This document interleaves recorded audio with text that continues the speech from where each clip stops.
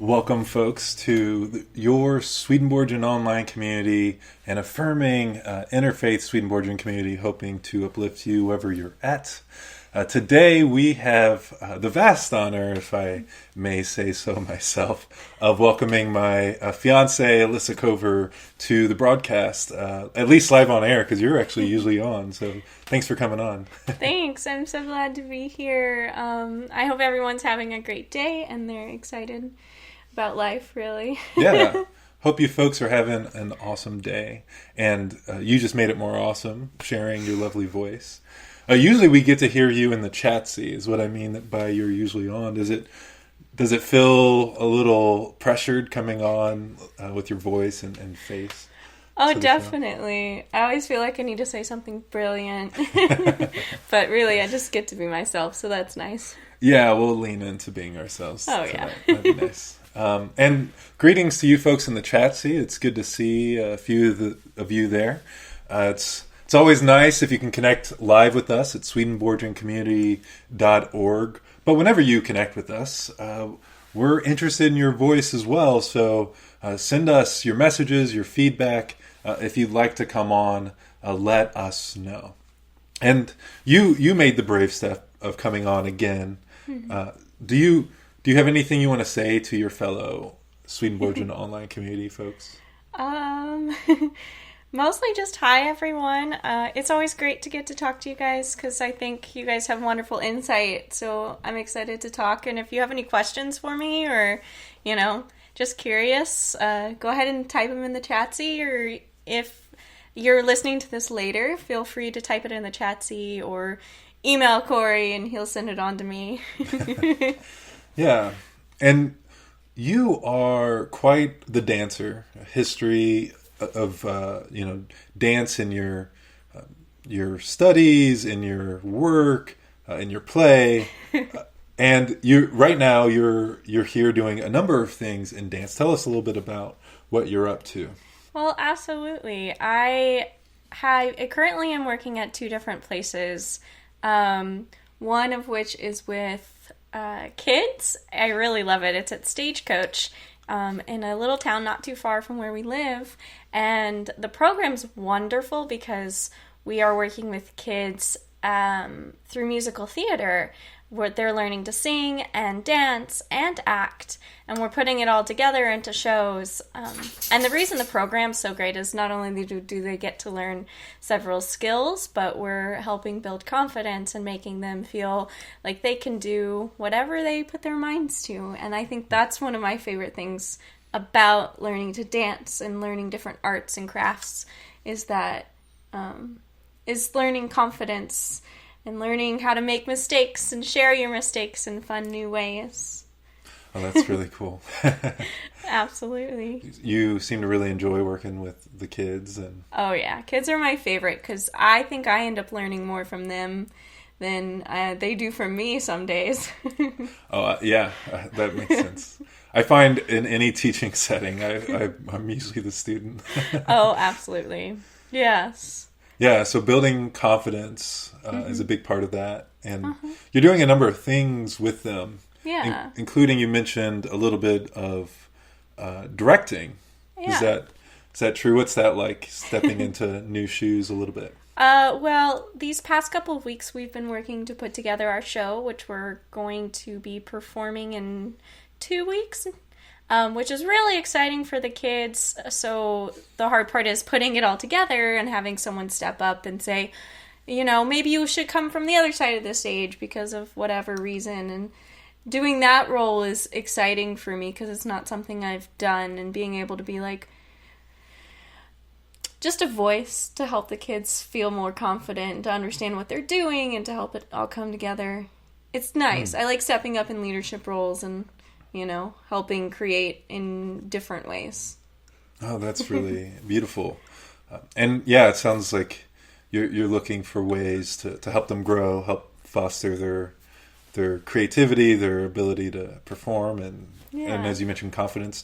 Do you find a lot of what you're doing is uplifting health in different forms? Would you call it health, or how would you describe it? Oh, absolutely. I think most of what I do with the kids is not only teaching them to dance, but uplifting health in a lot of ways, whether it's uplifting healthy emotions and healthy responses to whatever things they're facing, or, learning about healthy bodies, because we're dancing with our bodies, so learning how to take care of them, teaching them not to do things that might hurt themselves, and explaining why we learn the way we do so that our bodies can be healthy. And too, when you're teaching dance and other arts, you're also engaging their minds and helping foster new ways of thinking so that they can be creative and feel confident in their own creativity. That's great. And creating, greater mind-body connections, I'm sure. Oh, absolutely. Among other things, that's awesome. Yeah. And I want to point out here in the chat, Bill, who was just on the show, talking about Christian/Swedenborgian mystics.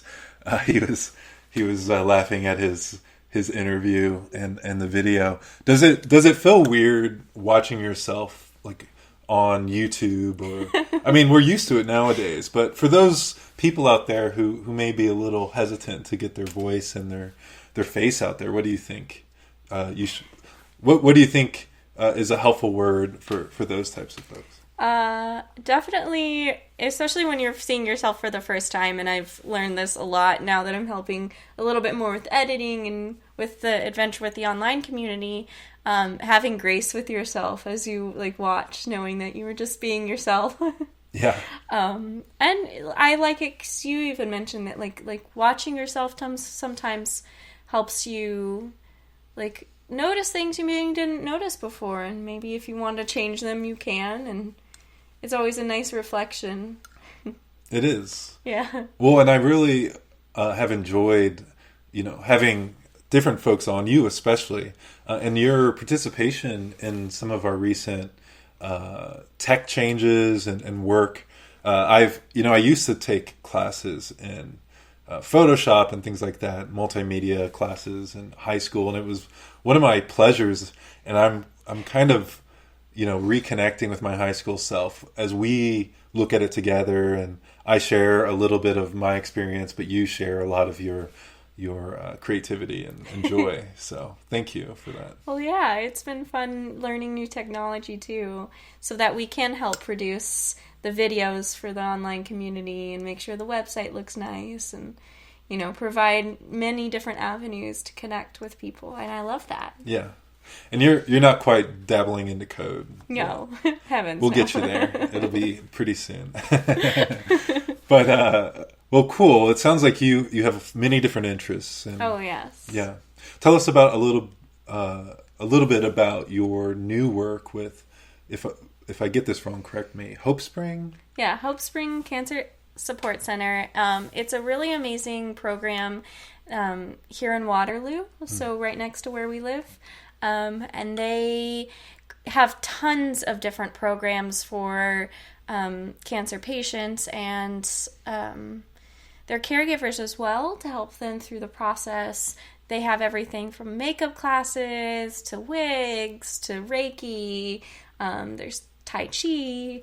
And so starting earlier this month, I taught my first class, which is called, I always get this wrong because I wrote it down 3 different ways, but movement meditation. It may be the other way around, meditative movement. Both great titles. I always have to double check. But in this class, we're exploring how to use our bodies, not just as bodies separate from our whole being, but as a means to create more positivity, more hope, and just more joy and peace in our lives, which has been a really great adventure. I've only had 2 classes, and each one I come out feeling so much better than I did when I first stepped in the room. And I think there's always laughter, and you can see and feel the change in people from when they first walk in the door. often feeling a lot of stress about whatever's happening in their lives and their journey, especially with all the cancer treatments and stuff. And then as they leave, they feel a little bit more joy and a little bit more, I don't know, peace maybe. You can definitely feel the change, and it's been really great. Oh, that's amazing. Absolutely amazing. You clearly love it. I do. It's a really unique way to think about our whole being as not just a body living in this world facing challenges, or a mind trying to, work and think, or a soul separated from our body that just is here for now. But how all three of those and many other parts of who we are interconnect and work, and how we can use tools like art, like dance and movement, as ways to find more health and more happiness. Yeah. Well, yeah, I think we can all get something from those words. How would you recommend, if I wanted to start a daily practice, or maybe every few days, of a little bit of more movement and more body consciousness, wholeness in that sense, what would be a good way to start? Could you describe something? So one of my favorite I suggest for people, especially if they're not keen on the idea of dancing or free body expression, is meditative walking. And this is something you could do if it's nice out and you want to go for a walk, or you can walk around your apartment doing it. And it's walking, focusing on on yourself. So you start by walking, thinking about how your feet touch the ground. And really trying to focus on that, or you can focus on your breath. But as you walk, you're just reflecting on what it's like to feel that walking. And then you focus on your breath. And after a while, you can even start to focus on singular thoughts and reflections as you walk. Letting the cadence of your step be almost like a mantra as you think about, a particular idea that you're grappling with or reflecting on. It's a really great way to start connecting body experience and mind experience with the deepening of one's awareness and, spirituality. Yeah. Well, thank you so much. Of course. And I'm sure we can all, not that we necessarily need to, but translate that idea to different movements that we do. Oh, yeah. Just make it more meditative and reflective. Yeah, so one of the things I like to do, especially for this class and others that I hope to teach in the future like it, is a couple different approaches to becoming aware of your body and your presence. Whether it's, we normally start with actually a sitting meditation, because it's a time for you to gather some stillness before a lot of activity. And it's a great time to do what I call a body check. And so as you're sitting quietly, you feel, first you just start noticing your breath, breathing in and out, letting it happen naturally. And I'm actually going to go through this like I do in my class. So if those listening care to join, find a comfortable spot. And just finding yourself relaxed, closing or softening your eyes. And just allow yourself to sit, breathing naturally.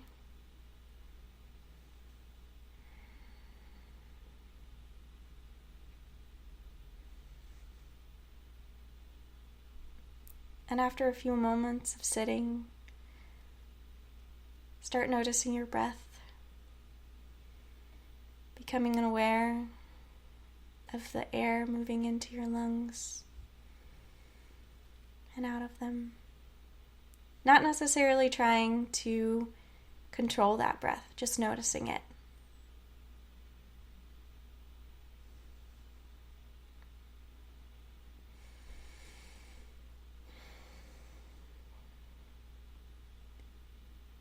And as you sit here, and when you feel comfortable, you can start scanning your body, thinking, maybe starting at your toes or at the top of your head, and just think about all your different body parts and how they feel right now. Maybe they feel really good, or maybe they don't, and that's okay. You don't have to change how you feel, just noticing how you feel.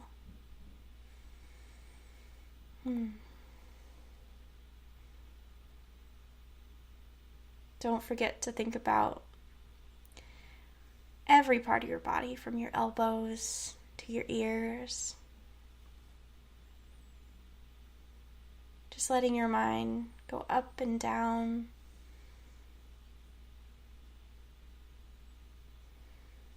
And as you've noticed where you are with your body, good or bad, just as you are, take a deep breath. And now start to notice yourself in the space. Feel your bottom on the chair, the floor, maybe on the back against a seat rest. Notice that whatever you're touching,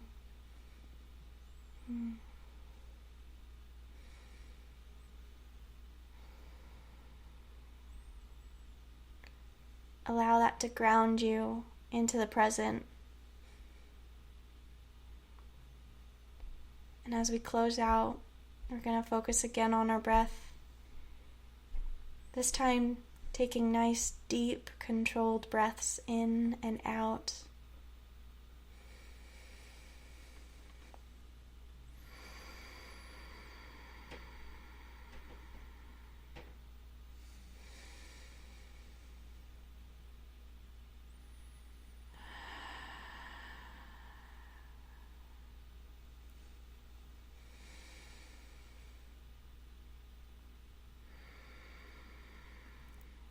And maybe even, if there is something you notice doesn't feel good, send a couple of those breaths to that spot. Breathing in, thinking about that spot. Breathing out, letting that, whatever that feeling is, out with your breath.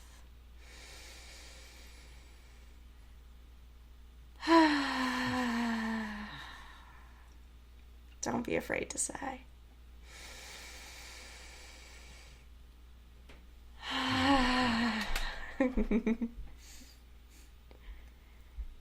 Whenever you're ready, you can slowly open eyes, letting light fill your eyes and sensing your awareness in the room. For me, this sort of meditation is actually really helpful to start a class, and I definitely should be doing it more in the day. Because it helps me know where I am so that I have agency to adjust and change, or just tend to whatever. So even right now, I started this interview with a slight headache. There's some biometric changes happening, and just noticing that in myself and being able to breathe into that pain and then exhale that pain a little bit actually helps relieve a little bit of the tension. So that's always nice. Oh, I think it's a great tool. Yeah, it's nice to get that relief and come into the present with reflecting on our breath. And that's something we can do in many situations, even work or in conversation, is reflect a little bit more on our breathing. Yeah. I heard this puppy right here breathing at one point, even across the room, although now she's walked up. You all may know Ghost. I'd pick her up to show those watching, but she's a little too big for that. Maybe you can breathe into the mic for everybody. But yeah, that's wonderful. Yeah. And so in my classes, following that, we'll start actually doing more embodied movement. We'll do a warm-up that allows for just like exploration of a song. The song we're currently exploring, of course, is the Game of Thrones theme song. And we just put it on, and I let them dance to however they feel. I like that song a lot, too, because there's moments of, like, calmness, and then there's a lot of active energy. So it's a great song for exploring embodiment. Yeah, that's wonderful. That's funny. Are you sad that's over? Yeah. Yes. You don't want to get into no. it. I mean, it was a good ending, but Yeah, we actually like the ending, which yes. I noticed a lot of people complaining online. But we won't spoil it for those who haven't watched yet. No, that asteroid destroys the planet. No, I'm just kidding. I'm looking at the chat. See, there's a lot of good conversation and comments. I agree that Bill's video was awesome. Yes. Thanks again, Bill, for coming on. And then another guest shares, it's good to be with us and hear about Alyssa's journey. And your comments are so true. Art can teach in many different areas: health, mind, self-esteem, etc. And this person feels like we all need an intensive workshop in technology. Yes, especially as technology tends to grow and change. It would be nice to get more and more workshops around it. Yeah, technology and meditation. Those are great workshops. Now, has this been an intense workshop working with me a little bit more on things? Or? It's been intense because I'm learning a new skill. Yeah. But I actually really enjoy it because it's given me a little bit more structure in my day, and like I have a few more set goals to do. Not that I don't already have tons to do, but yeah, there's goals and deadlines, which helps me be more productive on my own things too. So you find that helps with your overall schedule? That's nice. Well, thanks again for helping in community, and I value it tremendously, and also thank you all for your comments. I want to read one more before we move on. Oh, absolutely.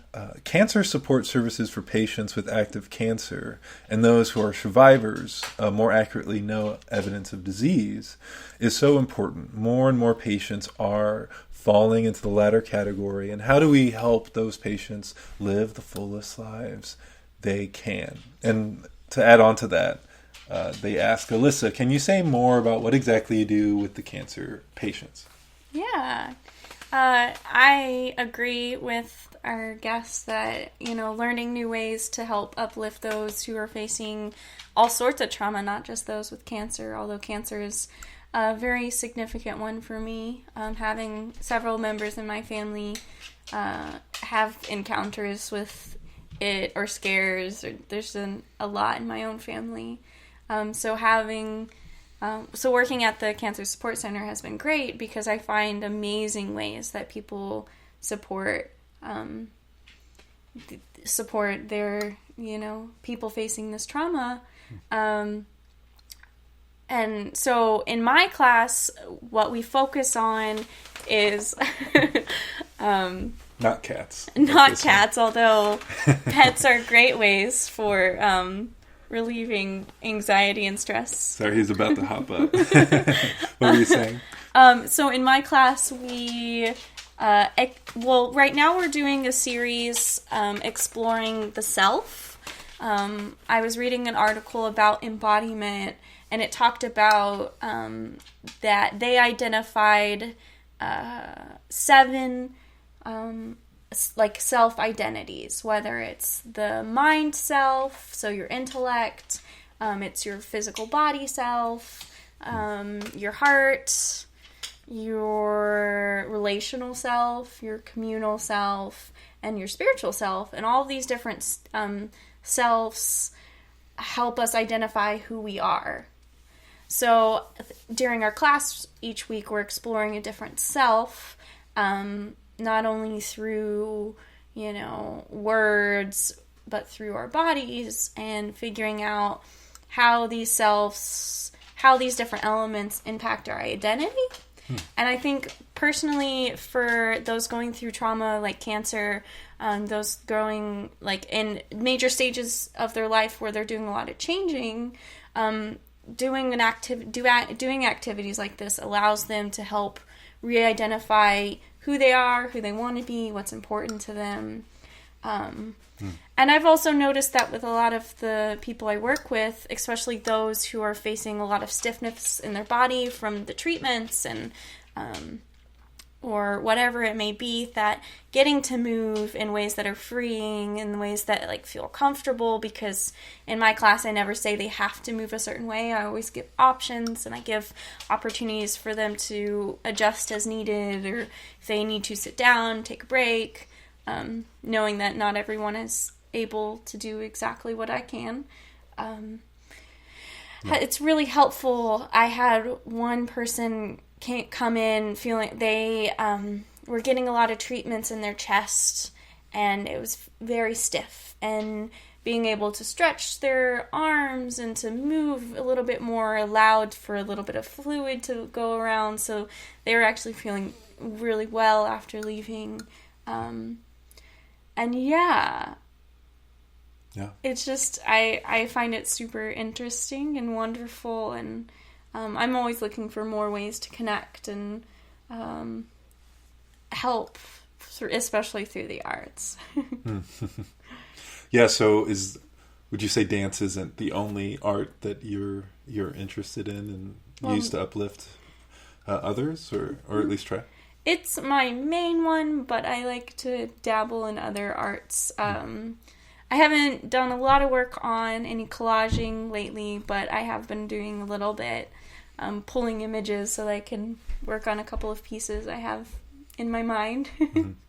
Well, and back to your classes, they sound like they could be really helpful and grounding for people who may feel a little at sea, and I remember you coming back from one of your classes and sharing some of the feedback you had from folks at the end. Yeah. And how, it seemed to impact them in a good way. And it's nice to hear that something like that, really does at least help uplift people's moods and approach to life. Yeah, and I know sometimes, especially with the material we are currently working through, like identifying self, especially, when you're having a lot of trouble, say, with your body self, because it's changing, it's different, you can't do what you could anymore, maybe you've lost some of your hair, so you feel differently about who you are, and that can be really hard. So we're always, no matter what movement we're doing, no matter how we're reflecting, I try to always bring it back to gratitude and love and support, and remind them that, sometimes, things don't want to work like they're supposed to. We get hurt, or something may feel crummy that day, and learning to find gratefulness in that is really important, because if we're always cranky about something, then we can't necessarily see the sunshine through the clouds. So pulling back those layers of clouds and looking for the sunshine is really important, especially when you're going through a lot of hardship. Oh. Yeah, kind of like rising above the clouds. Yeah. Oh, great. Thank you for the question, guest, in our Chatsy. And if you have any other questions for Alyssa, hopefully we'll get to them. There's a number of other comments. But before I get there, yes, we've moved to Canada together. Good heavens. And we're engaged. If I can show off my wait, I get to do it now too. Yeah. How does it feel to have so many changes in your life? And this actually is probably one of the easiest transitions in my entire life. Which sounds crazy because we moved to an entirely new country, and we're getting engaged and planning a wedding now, and working at a church and all this stuff. All new jobs and new jobs things. But this one is so exciting to me. Like, transitioning to California was really hard because I was going somewhere by myself. I didn't know anyone, and I was like thrown into grad school. I had no idea what I was getting myself into, because it was very different than undergrad. And there's many blessings in that, but that one was really hard. This just felt easy. Like, yes, there's a lot of new laws to learn, and there's a lot of like nuances about just existing in a new country that's hard, but like I don't mind those as much because I think we came here with a great community at Church of the Good Shepherd, and there's so many opportunities here. And you've been such a wonderful gift because you allowed me the space and time to find something that really mattered to me and to be doing it, and so I wouldn't have had these amazing jobs at Stagecoach and at Hope Spring without like that sort of support. And so that's been really great. I really feel grounded and, blessed. Oh, wonderful. Yeah, it's My wonderful pleasure. to know, that I have a whole bunch of community support and backing from all over the place. That just, it made it so easy to transition. And yeah, there's still things we're learning and figuring out, and that's okay, and it's great. Yeah. Well, I'm not the only one who values your support and kindness and connection so much. So, yeah, I'm happy to hear that it's been one of the easiest transitions. I didn't know that. Yeah. Really. That's cool. Well, it's an interesting transition because Canada does have new laws, new things going on. Mm-hmm. What do you think is some of the more interesting aspects of that for you? Well, I think the most interesting is that it's not all that different than, where we were born and raised. I mean, politics obviously play out differently, but, that no matter where you go, there's still these nuances of just, like, people being people. And, maybe there's cool, like, safety laws. I've learned about a lot of new safety laws about, like, how Kitchener helps take care of the people living here in Ontario. And, like, there's just a lot of, like, little things. And I think that's really cool to know that there's, like, a government actually looking out for its people. That's at least reassuring. Yeah, I mean, you see signs of it in the States, but it doesn't always seem like they're leaning into that. Yeah, unfortunately, that's true. I mean, you do see it when you get closer into the, like, state politics and stuff. Sure, but yeah. Closer to the ground. Closer to the ground. Yeah. Or if you get more money, you might feel it more. Well. Well, should we get into that? No, thank you. And let's turn to our chat seat just for a moment. What, did you see something? Sorry, just when is the wedding? I love that question. Because it's the first question anyone asks the moment you get engaged. Yeah. And most couples, unless they've, like, been thinking about it for a long time, have no idea for a while. Well, we were talking about it. We're trying to hone in on a date. Yeah. Probably next year. Yeah, it's like we know it'll be next year. Mm-hmm. Sometime after the summer, maybe, or in the summer. Yeah.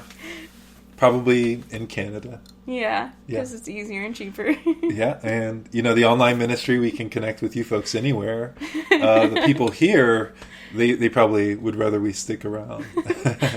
And I would love to have as many folks from the church at our wedding. Yeah, it's great to have not only family and, friends from all regions, but also our close community here that supports us. That's always nice. Yeah. Yeah. That's great. Well, what else are people saying? Bill says he is eliminating stress sounds are a great way to do meditative practices and clearing the mind. And that sounds good to him. Focusing on breath, what you're doing or singular thoughts puts you into a present tense, and a lot of stress must come from worrying about the future or something we can't control. I completely agree with Bill. I realized a lot lately that I've been holding a ton of anxiety, and anytime I'm feeling really anxious, it's always because I'm worried about something in the future I have no control over. It's always a worry about something to come. I am probably the worst person to make phone calls because I just, for some reason, get so anxious about calling people that, like, I really have to, like, gear up to do it, which sounds silly. It's just, and most of the time my conversation's, like, 4 sentences, and no problem. Oh, that's all right, though. I think it can be a little stressful to get on the phone and just call some stranger up.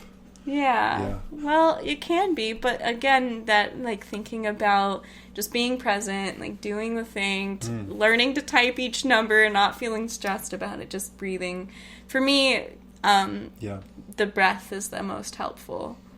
But definitely people use different tactics to help become present and and so to alleviate some of that anxiety. Yeah, I think that can help.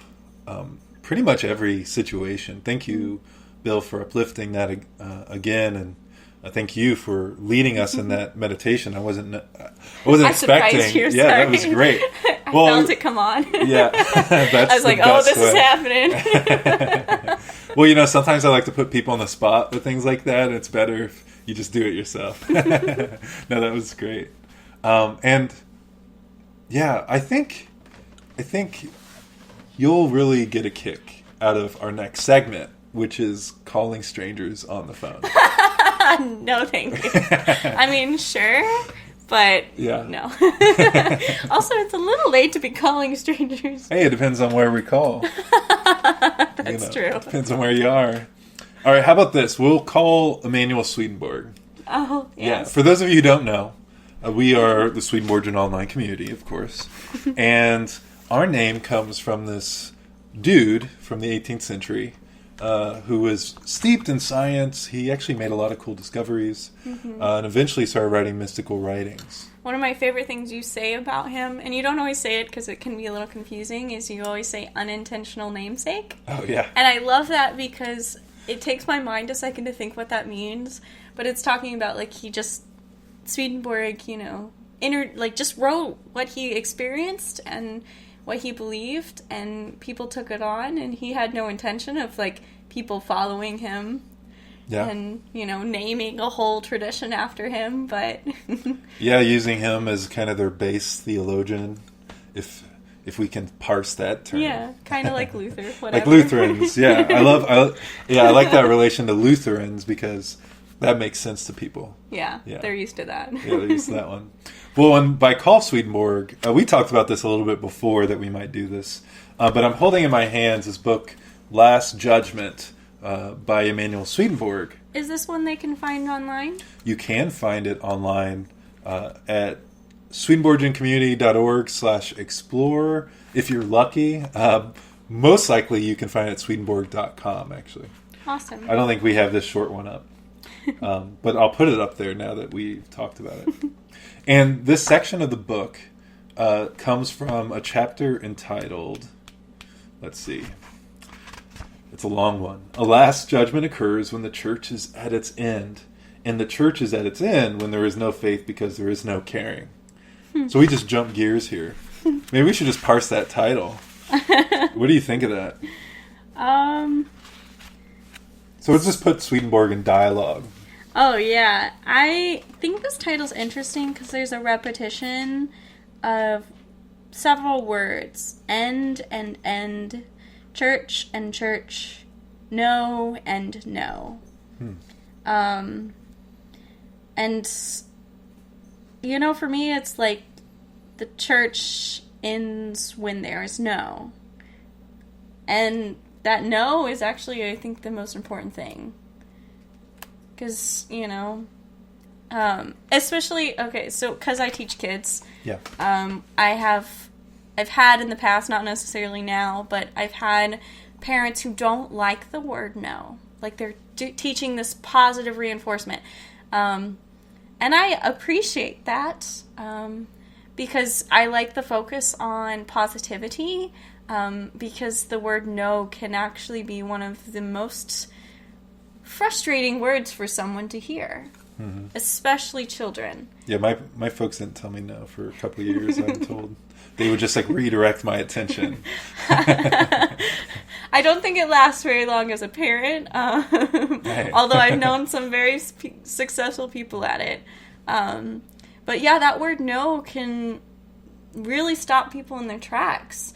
And so, when a church is holding on to that no, whatever the no may be, maybe it's no faith, like this is saying, it stopped in its tracks. And I think that's interesting. Yeah, well, I like that you pointed out the repetition of these words. So I'll read it again. "A last judgment occurs when the church is at its end, and the church is at its end when there is no faith, because there is no caring." Yeah. And maybe we can employ some of your teaching skills here. Because, when I look at this, I'm like, well, I think about the baggage of this term. And one of the baggage is this word church. What does it mean to the person hearing it? And it can mean a lot of different things. And, church is at its end for most people when the door is shut and you have to sell it. Or, in the rare occasion that a large denomination closes down for some reason. But Swedenborg here is, of course, talking about this deeper idea of church. Yeah. You have church in your heart, even in different traditions. You have church in your heart to the extent you connect with divinity and goodness and love. And here he's saying that ends in a larger sense, like as an organization, that ends in their collective body when there's no faith, because there is no caring. So it's weird because I want to start with church as a person, but I'm pretty sure here he's talking about these certain types of Christian churches that he believed that, a couple hundred years ago didn't care about anybody and didn't really have faith because they didn't love. Yeah. That's interesting to me. What do you think about that idea?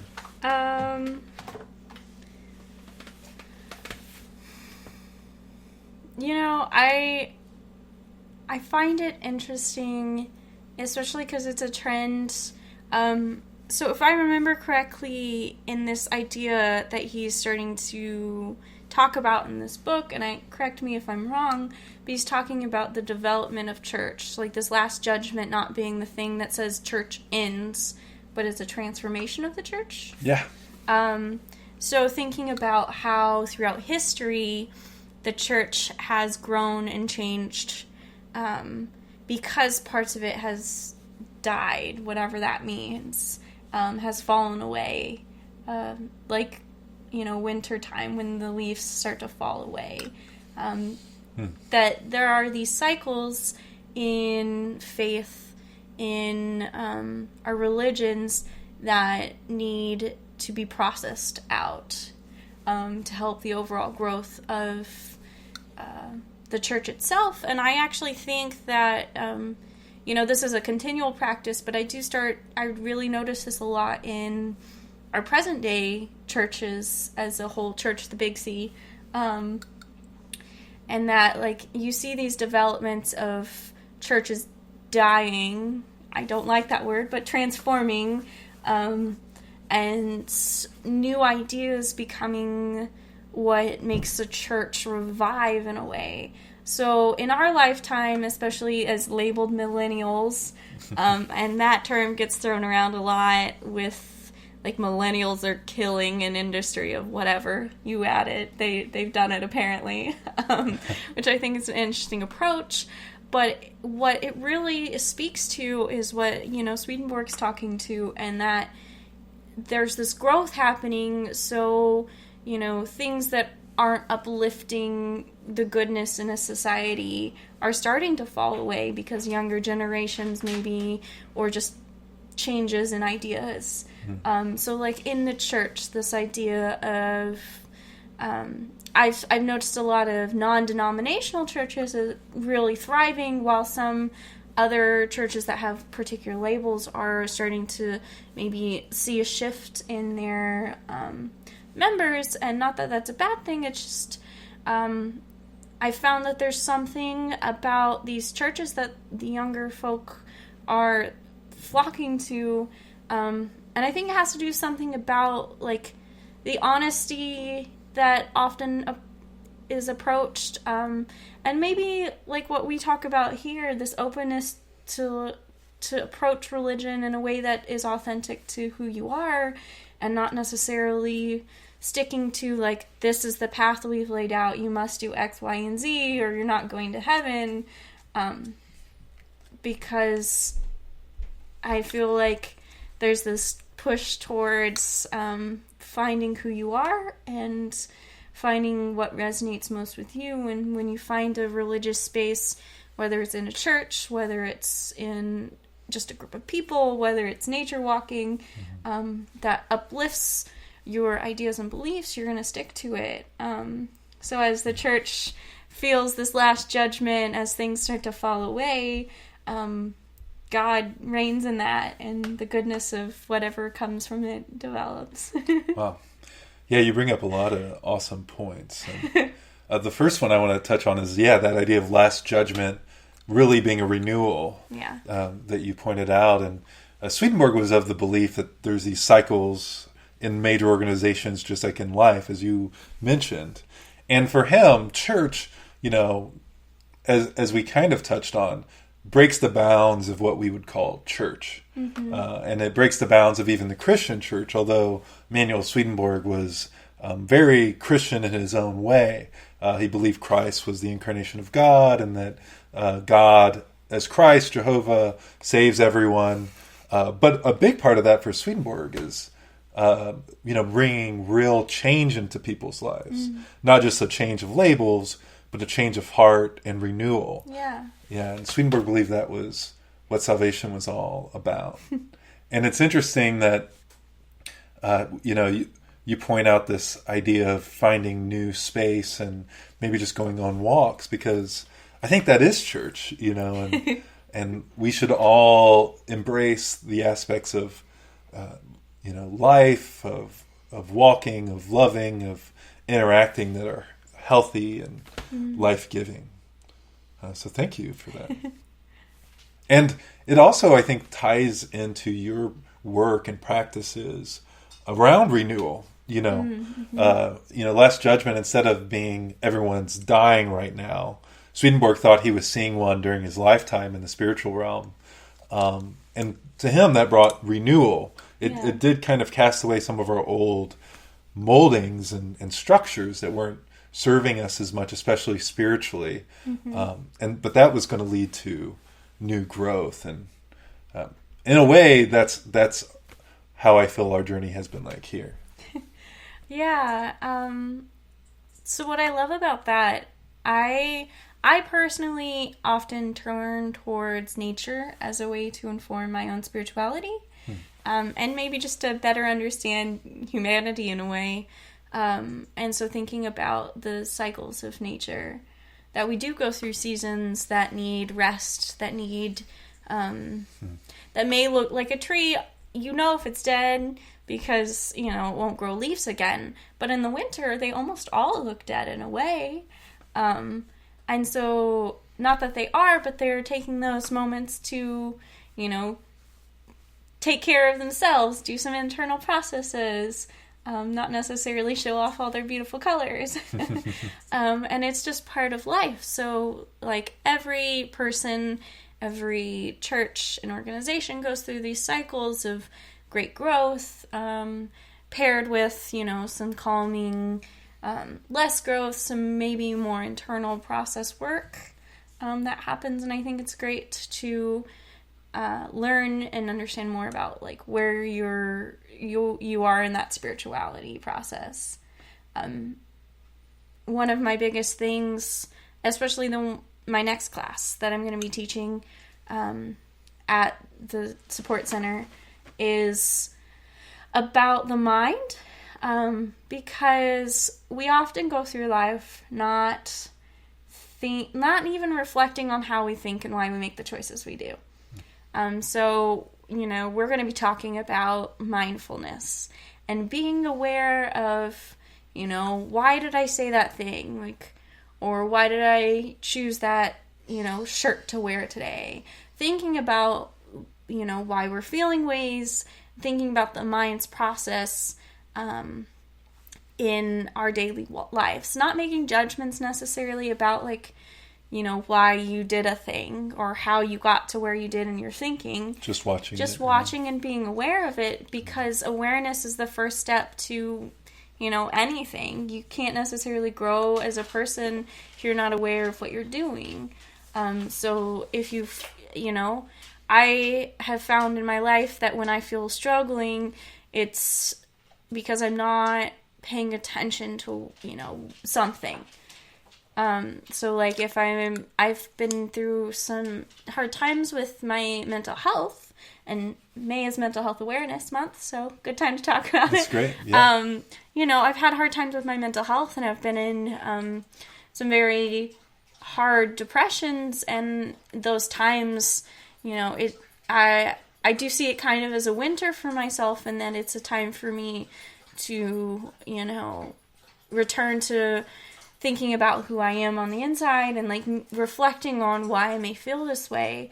And it's a way for me to think about like why I feel the way I do and how my feelings impact my growth and development. And not necessarily making judgment, but just being aware so that I can, if I do feel there is a change to be made, I can be aware and adjust it. And yeah. Yeah. Wow. Well, thank you for sharing that. That's really powerful. And it sounds like you've learned from those cycles, and you're trying to share some of that wisdom and live it more in your own life. Yeah, definitely. Yeah. I'm curious. I noticed there's a decent amount of activity on the Chatsy. Can you read it okay? I'll I can see it. A little closer. Yeah. Adjust your glasses. Thank you all for the comments. Gratefulness, another important spiritual practice. And this person points out, and you mentioned that earlier, having gratefulness, gratitude for things. And just like finding our breath or being still or meditative, I find that gratitude is a really good place to go, and even your work moments, even your daily moments. And can you share more about your feelings around that? Yeah. So I like to I have days when I have like headaches. I get headaches a lot, actually. And there's days we wake up and weird things happen in our body. And not just being upset that something hurts, but finding the gratefulness of like life in that pain. Like headaches allow me to take more time for breath and to like tend to my body, and so there's gratefulness there. I also I think it was the other day you mentioned, I don't remember who it was that you were listening to or reading about, but you were talking about how someone every night writes down a few things, like what they did in the day. And I think that's great too, because it's a great practice for gratefulness. You can write down not only like what you did through the day, but you can write down anything that made you feel happy that day, anything you feel grateful for. And when you literally start counting your blessings, the day seems to turn around. And some days, yes, maybe the only thing you feel like you did or you were grateful for was getting up and doing the dishes or eating dinner. But, even just like the little things, you got one thing done and that feels good. And that's okay. That was just the one thing. Yeah, feeling gratitude for just being aware and being you. Mm-hmm. Oh, yeah. Cool. Yeah, great points. I think the person I was reflecting on was Marcus Aurelius. Oh, yeah. The famous Emperor, Caesar, whatever he was. I think he was like the third president of the States. Yeah, he was like a famous Stoic. And, he would reflect on his day, I'm told, and also kind of appreciate the things that went well so that it would help to kind of fortify those practices in his life. And, yeah. Which is a great practice to help fortify your life. Yeah. Well, thank you for reflecting on that. I think that's insightful, and it's one thing that I don't do enough of. It's finding gratitude for the little things and really enjoying what it is. Because I think the Bible and other holy texts, Swedenborg's writings as well, say it over and over again pretty well, that everything's a gift, and everything's of mercy and grace and love. And so finding that in our lives and appreciating it. Yeah. Yeah, and uplifting it in others too, so that other people have more and more obvious ways to feel gratitude. Yeah, and well, one reason I mentioned, even if you only did one thing today, my mom and I were talking about it because she, for a while, if she made the bed that day, she felt good. And we were talking about it because we were reflecting again on our own struggles with our mental health, and, those who have any sort of struggles with health and wellness, whether it's mental, emotional, bodily, it can be really challenging sometimes to just get something done, or you feel inhibited in life a little bit. You feel like you're being held back.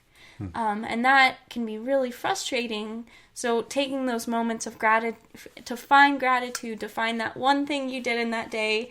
You may have laid in bed the whole rest of the day, but you took a moment to do the dishes. That's my thing. If I do the dishes, I had a good day. It may be making the bed. It may be sweeping the floor. It may be dusting. It may be, going to the grocery store, whatever. Yeah. Doing that one email that you needed to do, those little things, those little pieces of gratitude, are very, very helpful to just feel a little bit more joy in your life. Yeah. And I've been reflecting on this idea of appreciating divinity and being aware of God's presence, even when things are in disrepair. So let's say you wake up and you're in pain and you don't get out of bed.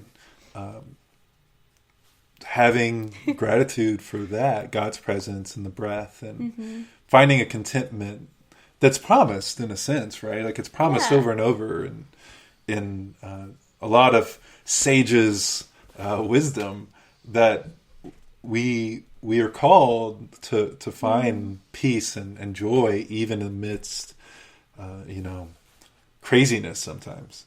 And in a way you can think of that as like an impossibility or something like that, but I think it's like being tasked with calming down or being gifted something magnificent, where in a way it's saying, you don't have to be caught up in anxiousness, even if everything around you says you should be, right? Yeah.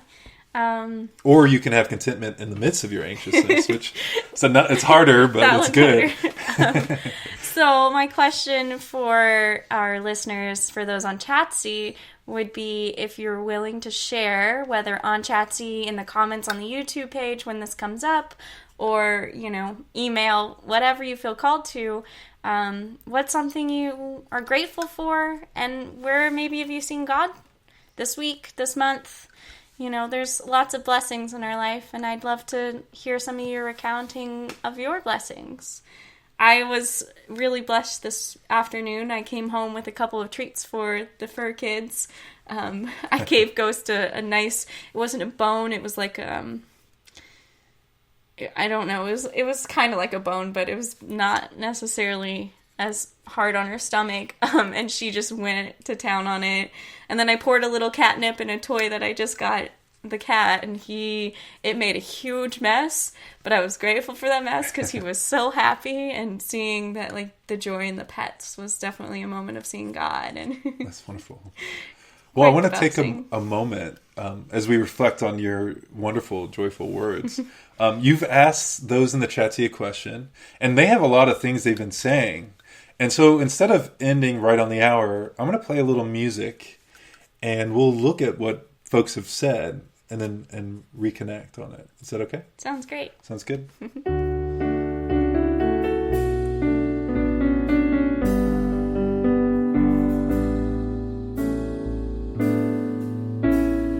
I can't see it, but I know it's there.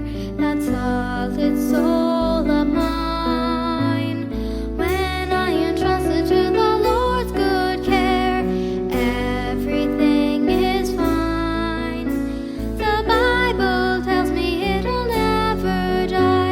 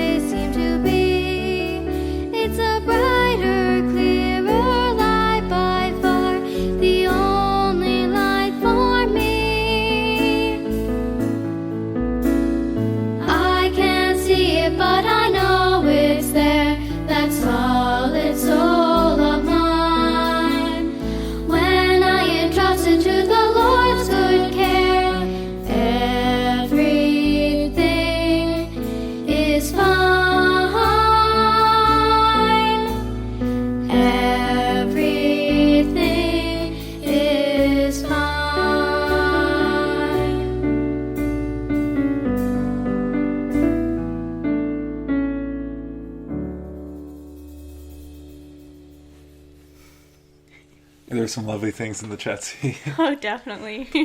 anything you want to point out? There was a couple that I thought was really interesting. What was it? Oh, one of our guests mentioned that they check in with their five senses, and I thought that was really cool. Especially because I sometimes have a crazy nose that picks up weird smells, so it's always really fun to like check in with those different five senses. Yeah, and they were talking about their meditative walks and how that is sometimes part of it, I think, which is cool. Yeah. It's nice to clear the mind, they say. And there's a few other things I wanted to point out. Right here, Bill shares, nothing gets done without thinking positively about it. And truly, it feels that way, especially. I think sometimes we can get in these funks where we're productive, quote unquote, but when we're not feeling positive about it, it doesn't feel like anything's getting done. And That's true. yeah, we can still feel mired, you know. And sometimes we're not doing work that we really like, which can happen pretty easily in today's world especially. And we can feel really kind of bogged down by that kind of thing. I think some of the practices that you uplift and that they're uplifting can be helpful even in that type of disrepair. The disrepair of work, of society, especially one that often puts so much pressure on us to have, 5 jobs and never see our kids and what have you. It's too bad, but let's find practices that help if we can. Oh, yeah. Bill says that he appreciates his cat and his kids and his family. A little family is nice. And I think that's great, finding gratitude in your family. Yes, and Ward shares he's found a botanical garden to walk in. It's very refreshing. Oh, it's nice. Yeah. Do you know of any botanical gardens around here? Not really, but we should look. That sounds great. Yeah. We got a dog park and a couple parks, which are fun. We have some great things nearby. Yeah, so finding gardens are always great. Even, and if, some people, it's hard to get outside. And videos that have like nature in it. I've noticed on YouTube, they now have 2-hour-long videos, which are just entirely just nature. Yeah. And I think Netflix has similar stuff. If that could be a good way to feel like, to get that connection with the outside world. And in a way, we're called to uplift each other, nature, and all things. And so that kind of, if I can take the detour that way, Sure. that kind of brings me back to our reflection from Swedenborg, maybe to close. But it sounds like you feel like your work helps uplift church in a very broad way, in everyone, if we think of it as like health. What are you called to do going forward, and what are you looking forward to in those regards, or otherwise, actually? Absolutely. So my life goal really, at least at present, is to create more opportunities like that. Not only in physical spaces, but in the interdimensions. I know I mentioned this the last time I was on, like 6 months ago, working on dance stuff, but and like wanting to produce more dance videos, but I finally have the time, space to do that. So producing more dance videos, maybe some more instructional things, focusing on these concepts that I've brought up, and then offering other classes. Whether they're physical classes, and maybe finding a way to do classes online for those that want to engage but can't necessarily be where I am. Yeah, and maybe we share some of your classes with the online community. I think that would be perfect. That'd be wonderful. That's awesome. Well, now that we have her on tape saying it, folks, we can shut everything down. We're golden. Yeah, I just want to uplift more community. I think that's the important part. Yeah, you're clearly called to it, and it brings a joy to our hearts as well to have you so joyful to do that work and to help uplift us in that way. Absolutely. Yeah. And, I think we all uplift folks in our own way, and in a way we're all a minister or a pastor in a sense. Yes. Hopefully, at least. Because every movement we make usually has some deep intention in mind, even if we're not always aware of our intentions. Yeah. And we're always uplifting it. We could be hiding our motivations, but we're still kind of a minister for even those nefarious purposes. And it sounds like you're motivated by something loving, and you're on your own growth journey, trying to refine that. It sounds like. Yeah. I like that you said that, we all are ministers because,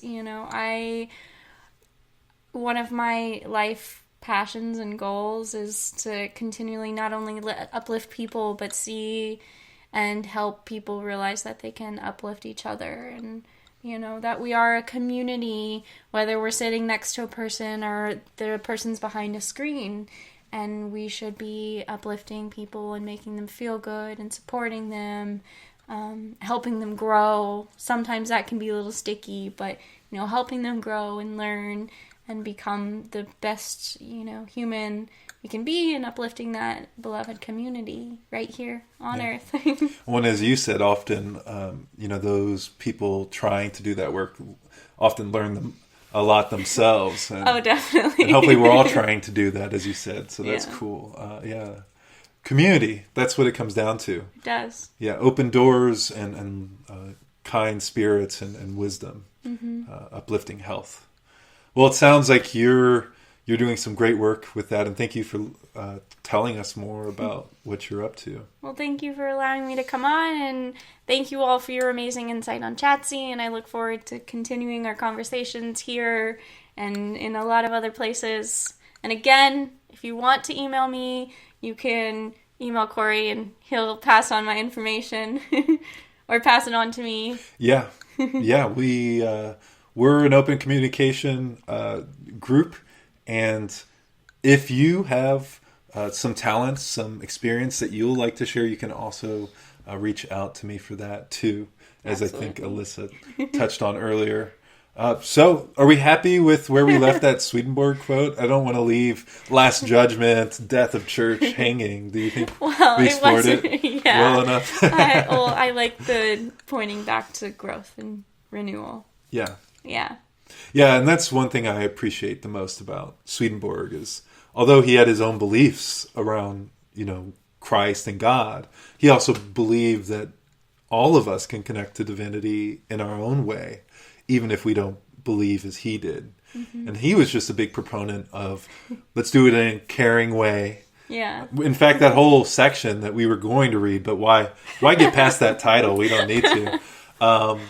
Was about caring, right? And even that title said it. There was no faith because there was no caring. And to him, faith is just awareness of these higher things and wisdom of living. Yeah. Yeah, and I think we're all pretty much about that, I hope. So, thanks again, Alyssa. Of course, thank you. And I hope you all have a wonderful evening. And that you can find a little community and some goodness in your life this week. Yes. Amen. Now go forth knowing you are quite loved. Bye.